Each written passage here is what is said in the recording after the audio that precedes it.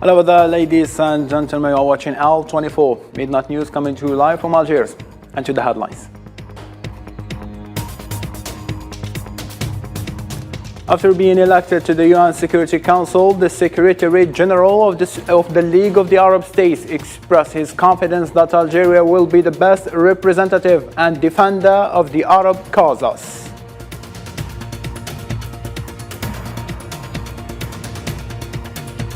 Hundreds of pro-Palestinian demonstrators gathered outside the Moroccan parliament to protest against Zionist parliament speaker visits to Al-Ribat.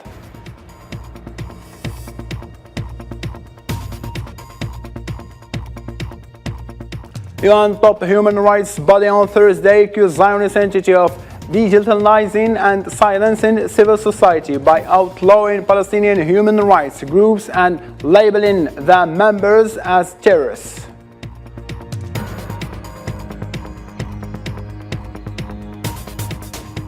In France, a knife attacker stabbed several children and one adult, leaving some with life-threatening injuries.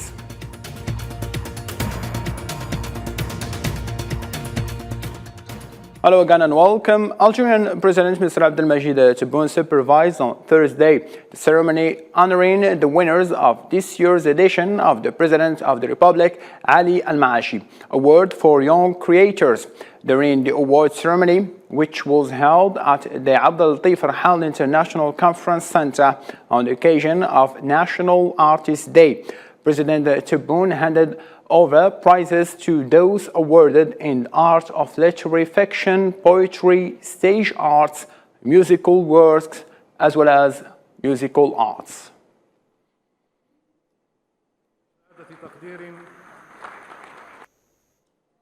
The Chief of Staff of the Algerian Army, Saïd Chengriha, received on Thursday the Director of the Federal Service for Military Technical Cooperation of the Russian Federation, Dmitry Shogayov, at the Algerian Army Staff Headquarters. The state of the Algerian Ministry Defense indicated that the reception was attended by commanders of forces, heads of departments, and central directors of the Ministry of National Defense Staff of the Algerian Army and members of the Russian delegation.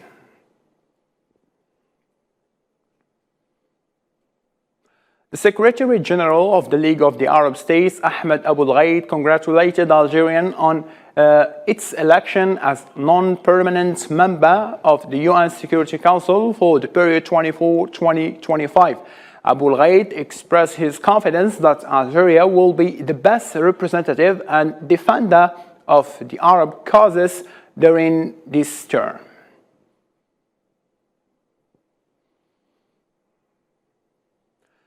In Morocco, protests erupted in the Moroccan capital, Al-Ribat, as crowds gathered outside the parliament headquarters to voice their strong opposition to the visit of the Zionist Knesset speaker, expressing deep disappointment in the Moroccan government. Hussein Burkan on Watch Follow.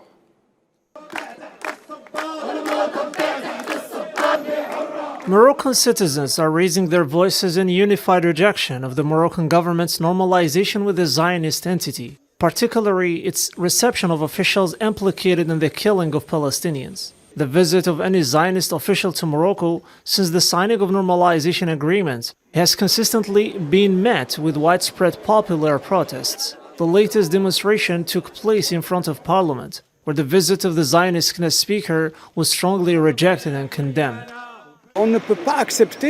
We cannot accept the arrival of the Knesset speaker. We stand here as united Moroccans to support Palestine and to protest against normalization, specifically in the context of the relationship between the Moroccan parliament and the Zionist entity. La normalisation entre le Parlement marocain et le Parlement sioniste. The Moroccan Front for Supporting Palestine and Against Normalization considers this protest a defense of the remaining honor of the Moroccan state, denouncing the reception of a war criminal speaking on behalf of the Moroccan people within the parliament. Today we gather here to tell the Speaker of the Moroccan Parliament that he has no right to receive a Zionist individual who has committed war crimes. We will continue opposing the bilateral agreements until Palestine is free. The Moroccan government's persistence in normalizing relations with a Zionist entity has crossed all red lines and triggered deep concern. The government's willingness to host a notorious Zionist military brigade known for its criminality further fuels public outrage. We protest against the presence of the Zionist Golani Brigade forces, known for their racism and crimes against Palestinians, Lebanese and Syrians. The Moroccan people denounce relations between Morocco and Zionism and consider the Moroccan state complicit in all the crimes committed by the Zionist regime. The government's continued efforts to normalize relations with the occupation entity reflect its failure in achieving its plans to annex Western Sahara lands. By prioritizing ties with the occupier, the government finds itself diplomatically isolated and attempts to alleviate this pressure by forging suspicious relationships, even at the expense of the Moroccan people's interests. Still with Morocco, but in a different matter, the Spanish newspaper News revealed new details related to the Morocco Gate scandal. Quoting secret Belgian security and intelligence reports, the reports indicate that Morocco mediated through European parliamentarians in order to influence the work of the committee charged with investigating espionage through the Pegasus spying software of the phone calls of the Spanish Prime Minister Pedro Sanchez and others European leaders.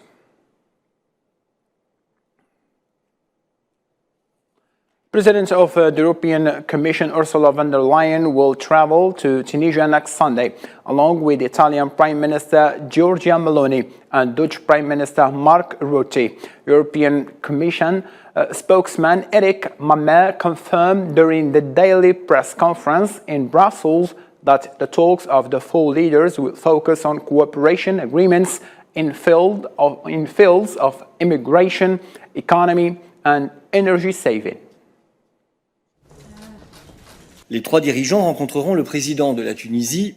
The three leaders will meet Tunisia's President Kais Saied. The discussions will center on bilateral relations between the EU and Tunisia and cooperation agreement in the field of economy, energy saving and immigration will be at the heart of the talks. Italian Interior Minister has asked for more cooperation with states outside the EU to reduce irregular immigration. He also asked for more details on how much compensation would come to countries like his own country from European Union states who refuse to host migrants. European Commissioner for the Economy Paolo Gentiloni stressed the need to preserve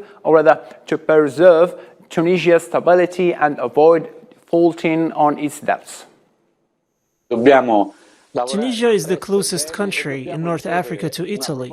The Commission is working on two fronts. The first is diplomatic, and the second is of an economic nature. The Commission has a ready program that will be added to the International Monetary Fund's program.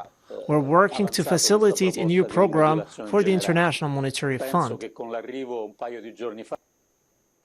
Italian Foreign Minister Antonio Tajani called on the International Monetary Fund to give more flexibility in the payment of emergency funds to Tunisia, announcing an Italian move with the support of the European Union in this direction. Next week, I will be in Washington at the invitation of Secretary of State Antony Blinken, and I will also meet with the Managing Director of International Monetary Fund, Kristalina Georgieva, and I will demand more flexibility in the funding disbursement. The Tunisian Ministry of Defense stated in a communique on Thursday evening that the helicopter with which contact was lost with it in the Cap Sirte area last night had fallen into the sea. The same communique clarified that Tunisian forces are currently in the process of examining the bodies, as two bodies and parts of the wreckage were recovered, adding that the search process is still ongoing. This comes after Tunisian ministry announced this morning the loss of contact with helicopter and its crew consisting of 4 people, which were on Wednesday evening in the process of carrying out a night flight mission.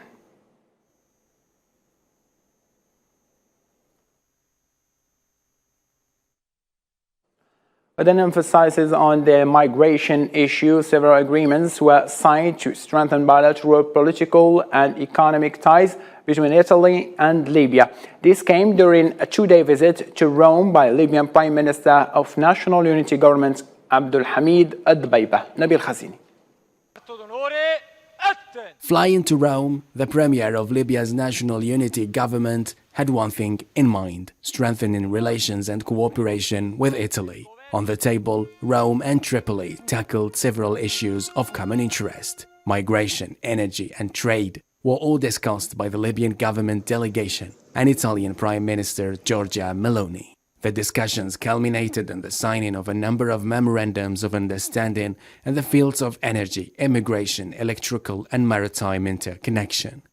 Today, we took an important step towards further consolidation of relations with Italy in order to ensure that our country benefits in the fields of energy, infrastructure and communications, and to enhance the state of economic and service recovery. During the meeting, the two sides discussed the follow-up of the bilateral committee's works to lift the air embargo on Libyan civil aviation in Italy and setting a deadline for that. We have stressed the importance for Libyan and Italian committees to complete their work and repeal Italy's ban on Libyan civil aviation as soon as possible, while stressing the importance of facilitating the granting of visas to our citizens. Security was also discussed. Italian Prime Minister Giorgia Meloni said that during her meeting with Dbeiba, she had stressed that achieving stability in Libya and its political framework was a priority for Rome. Italy is the first trading partner for Libya, as the total volume of commercial transactions between the two countries amounted to about 10.17 billion euros during the first 10 months of 2022, and Rome has become the second largest supplier of Libya. Around 300 children have been evacuated from an orphanage in Sudan's capital, Al-Khartoum, where scores of orphans were discovered last month to have died since the mid of April due to the endless violence between the military forces. The International Committee of the Red Cross, which supported the evacuation, said the children aged 1 to 15 had been transferred to a safer site in Wad Madani, southeast the capital. Today we carried out the evacuation of the Migoma hospital from Khartoum, close by to Amarat. So it's really in the midst of the conflict. So you have front lines which are 800 meters from the orphanage. We are really very happy that we could carry out this operation. So this was requested by both parties, and we could, as a neutral and impartial organization, carry out this operation, get all the security guarantees to be able to carry out this operation. It was really heartbreaking to see all these children, some of them having mental health conditions, some other health conditions. In the Middle East, Zionist forces have carried out several raids on the Palestinian camps and cities on Thursday, arresting at least 27 Palestinian civilians and injuring 6 others. The occupation forces also destroyed the house of Palestinian Islamic or rather Islam Farouk in Ramallah, leaving his parents and 4 sisters with no shelter. Osama Ayadi. Zionist military forces invaded the old city of Ramallah on Thursday and blew up an apartment belonging to the family of Palestinian prisoner Islam Farouk, who was accused of carrying out the Jerusalem twin bus bombing in November 2022. Farouk and his family, however, have denied all the allegations, explaining that his confessions were under threats of torture by the occupation forces. The invasion provoked terror in Ramallah as residents confronted the forces with rocks and Molotov cocktails as part of refusal of the continuous unnecessary raids, which only further escalate tension in the region. We as Palestinians are used to experiences like this. It is not the first home and will not be the last. Their demolition activities are all about how much they hate us. It wasn't only a demolition operation, they incinerated it completely. Zionist army personnel threw sound grenades and high-velocity tear gas canisters directly at residential buildings, and the invasion ended with the detonation of the apartment as part of the occupation policy of punitive home demolitions, leaving destruction in its wake. Demolition of the homes of fighters is a collective punishment that falls under the war crimes committed by the occupation against our people. In Jenin, Zionist forces carried out several raids on all the corners of the city, arresting at least 27 Palestinians and injuring 6 others as part of the continuous violence on civilians in Palestine. Occupation forces rounded up and arrested at least 42 Palestinians from across the West Bank and East al-Quds between June 6th and June 8th. The Palestinian Health Ministry, for its part, revealed that at least 158 Palestinians have been killed by Zionist forces since January. The United Nations High Commissioner for Human Rights accused the Zionist entity of targeting Palestinian human rights organizations, banning their activities and describing their members as terrorists. In its reports issued Thursday, the UN body accused the occupying entity of launching a campaign against Palestinian human rights activities to preserve its permanent occupation of their lands and subjecting them to a series of punitive measures, including deportation. French authorities in Europe said 8 people, including children, were injured in stabbing in the French Alps on Thursday morning. Police were immediately deployed to the scene and ambulances brought the victims to nearby hospital. At least 3 of children were believed to be in critical condition. Annecy prosecutors said on Thursday that there is no indication that the suspect in the knife attack that injured 4 children and 2 adults in the French town had a terrorist motive. As I said earlier, no element allows us to identify a terrorist motive. As usual for this type of incident, the National Prosecutor's Office for Terrorism is conducting an evaluation. To a different matter now, Ukrainian President Volodymyr Zelensky visited the flooded southern region of Kherson on Thursday to discuss emergency operations after flooding caused by the destruction of a huge dam. The dam was breached on Tuesday, forcing thousands to flee their homes as water surged into the Dnipro River, flooding dozens of villages and parts of the regional capital, Kherson, and sparking fears of humanitarian disaster.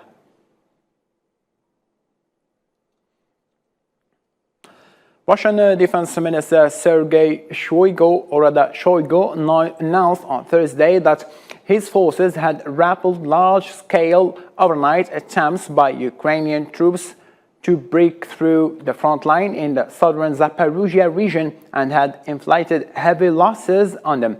Shoigu also revealed that his forces had repelled 4 separate overnight Ukrainian attacks along the southern front and that Kiev forces had been forced to retreat with heavy losses. At 1:30 a.m. today, the enemy attempted to break through our defenses in the Zaporizhia direction with forces from the 47th Mechanized Brigade, numbering up to 1,500 men and 150 armored vehicles. The enemy was detected in time by our reconnaissance forces, and a preventive strike was delivered by our artillery and aviation forces and using anti-tank weapons. Kremlin stated on Thursday that the blast on the Tagolati-Odessa ammonia pipeline this week was a complicating factor that could only have a negative impact. On the Black Sea grain deal, Kremlin spokesman Dmitry Peskov restated Russia's position that a resumption of the pipeline's work was an integral part of the Black Sea grain deal, the renewal of which Russia has repeatedly cast doubt on its recent weeks. The blow-up can only have a negative impact on the Black Sea grain deal. We do not know the scale of destruction yet. We do not know what the Ukrainian side is going to do with this branch of pipeline, but you know that this topic was an integral part of that half of the Black Sea grain deal, which has had to do with us. So we can say that this is yet another factor which complicates the continuation of the deal. Chinese Foreign Ministry stated on Thursday at a regular news briefing that China's joint patrol with Russia were not targeted at certain countries and obeyed with international law and norms. This comes after China had completed a second phase of a joint air patrol with Russia over the Western Pacific on Wednesday, following flights on the previous day over the Sea of Japan and East China Sea, prompting concerns in Japan over its national security. Both South Korea and Japan scrambled fighter jets on Tuesday when the Chinese and Russian joint patrols got underway as part of their military's annual cooperation plan. This joint Russian-Chinese strategic air patrol is in accordance with international law and practice and is not directed against any particular country. More international news with Mohammed Khatul. Pakistan's former Prime Minister Imran Khan secured bail on Thursday from the Islamabad High Court over new murder charges, which makes him avoid arrest in connection with those charges. According to his lawyer, Khan has traveled to the capital to seek bail in the murder case and extend his bail in over a dozen other cases to avoid a fresh arrest. It's worth noting that Khan was arrested on May 9th and held for 3 days, triggering violent protests by his followers. Montenegro holds early election on Sunday for a new administration expected to implement economic reforms, improve infrastructure, and take the NATO member state closer to European Union membership. The vote will be the first since Milo Djukanovic, former leader of the Democratic Party of Socialists, lost the presidential election in April and stepped down after 30 years in power in the smallest former Yugoslav republic. An inflatable ship capsized off the coast of Libya on Thursday carrying 100 migrants, 92 of whom were rescued off the coast of the Libyan city of Garibaldi. According to one of the refugees, the migrants on this boat were Senegalese, Malians, and Gambians attempting to cross the Atlantic to the European continent. Some migrants reach their destination in search of a better life, while some perish on the way and others are saved. Libya has become, in recent months, a major transit point for Africans seeking to make the dangerous journey to Europe across the Mediterranean. Amid Argentina's deepening economic crisis, right-wing candidate Javier Milei held a rally in a low-income neighborhood in Buenos Aires. A libertarian economist, Milei of the Libertario Party made a name for himself by shouting against the political caste. Polls show his popularity rising, and his proposals dominate discussions ahead of the October general elections. The largest ruby in the world to come to auction set a new record at Sotheby's New York, selling for $34.8 million. The ruby is known as the Estrela de Fura, which means Star of Fura in Portuguese. The ruby was originally found last July, and according to Unikim, who is a jewelry specialist, this ruby from Mozambique, which is also one of the new and more popular origins. Previous world record for a ruby sold at auction was set in May 2015, called Sunrise Ruby, that got $30.3 million at Sotheby's in Geneva. It is called Estrela de Fura, which means Star of Fura in Portuguese, and it was originally found last year in July. And when it was first discovered, it was a 101 carat rough gemstone, which already excited so many people in the gem industry. And when it was faceted and afterwards, made into this beautiful cushion-shaped gemstone, it is one of the biggest and largest gem quality ruby that we have ever seen. The color and the saturation, the clarity together with, everything that comes together with the ruby, it's just a very, very fantastic and beautiful piece. Closing our news bulletin with sport, the final touches have been finally put where the 2023 UEFA Champions League season will conclude at Istanbul's Ataturk Olympic Stadium on Saturday. The final game brings together Manchester City and Inter Milan to be another rematch between English and Italian teams, as that one of 2020 or 2005 between Liverpool and AC Milan here in Turkey. This stadium was built to support Turkey's bid to hold the 28th Olympic Games, Atatürk Stadium, considered a home to the Turkish national team, situated in Pasakashehir area of the city with a capacity of over 75,000 seats.